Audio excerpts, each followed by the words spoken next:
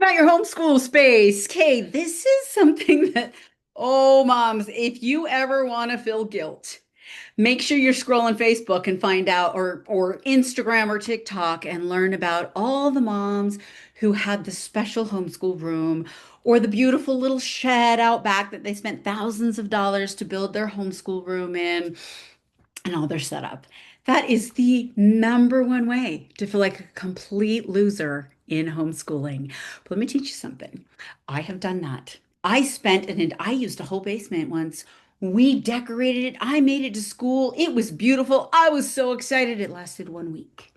After 1 week, nobody wanted to go down there anymore because they didn't like sitting at a desk all day. They wanted to take their books and sit at the kitchen counter or be on the couch or be in a tree. They had no interest in all my beautiful posters on the wall to teach them things.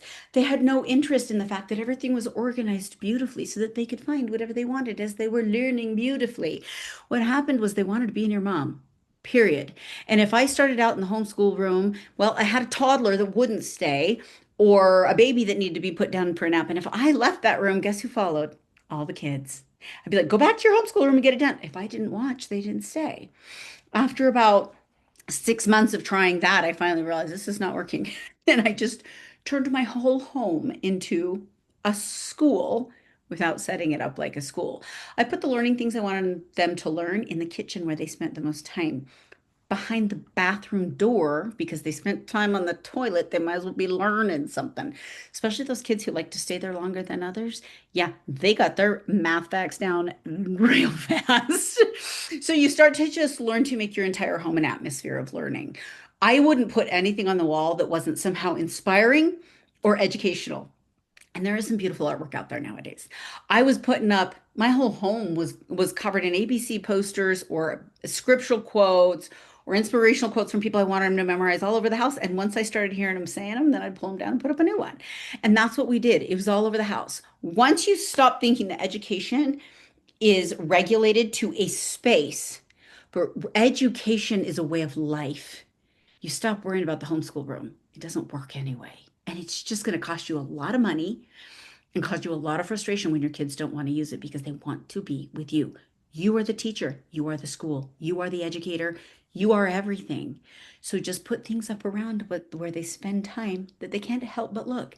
Leave the library books out on the couch because they will sit and look and read them. If you put them away, they won't read them. I learned that the hard way.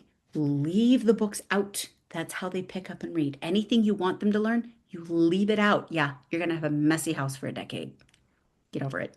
All right. So let me make sure I covered all that for you. Oh, managing multiple kids on top of this. So another little secret, okay? When you have older kids and younger kids, what do you do with the toddler so you can work with the older child? Multiple ways of doing this. Number one, use the older kid to teach younger kids.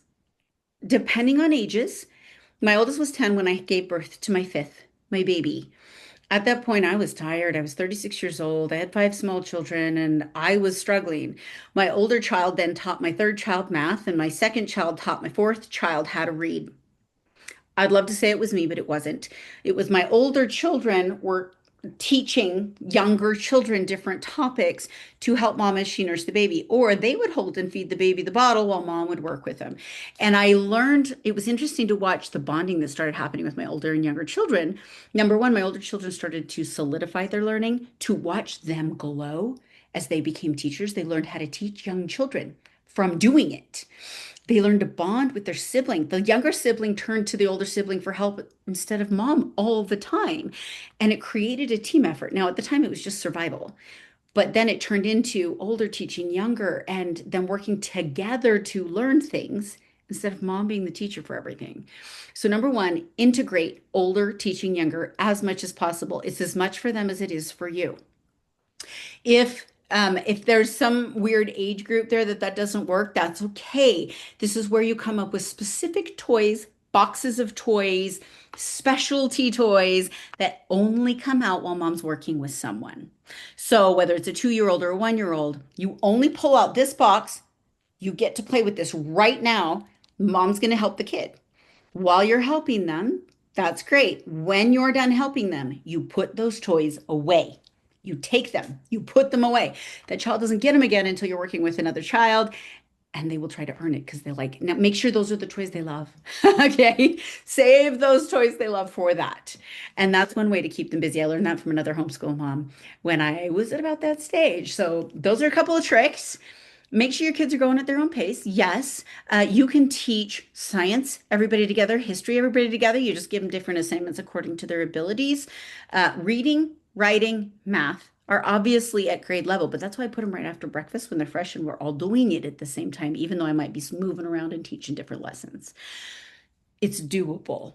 And with my homeschool village resources, if you do upgrade to that, there's a lot of great resources in there where you can actually put your child on this while they're learning the science, so you can work with the child over here. And we show you how to do that in there.